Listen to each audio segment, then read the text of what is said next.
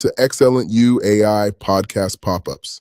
I'm Shinrai, and today we're exploring the hidden systems behind how we determine worth with our guest, Mr. Olivacce AI. It's good to be here. I'm looking forward to diving into this topic with you because it's something that affects every single decision we make.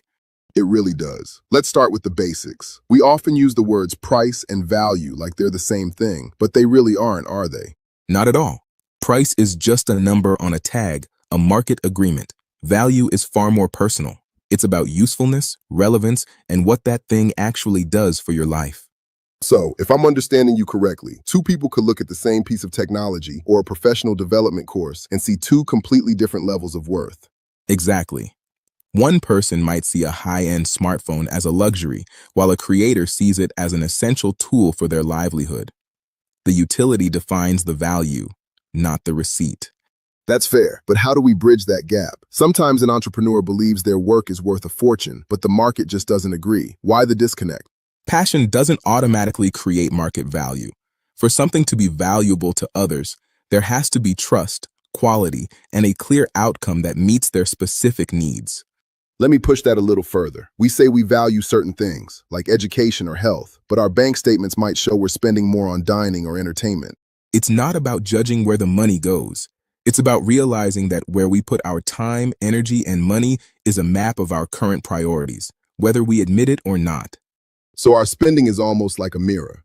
Even if we say we want to grow professionally, if we don't invest there, we don't actually value it as much as we think. It's a reveal. If you spend 3 hours a day on a hobby but say you don't have time for a course, you've simply assigned more value to the hobby in that moment. What about the idea that high price equals high quality? We tend to assume if something is expensive, it must be better. Is that just a psychological trap? It can be. A high price can signal quality, but it's not a guarantee. True value is found when the outcome you receive far outweighs the resources you gave up to get it. Almost out of time, but I want to bring this back to the person listening. If someone wants to audit their own value system, where should they start? Look at your last month of choices, not just money, but where your attention went. Ask yourself if those choices align with the person you say you want to become. That's a heavy thought. What's the ultimate benefit of doing that kind of internal audit? Once you can see the architecture behind your choices, you can begin making those choices more intentionally rather than just reacting to the world around you. That is a perfect place to wrap things up for today. It's been a fascinating look at the invisible forces driving our daily decisions. Thank you for joining us, and thanks to everyone for tuning into this pop-up. We'll be continuing this conversation in the next episode.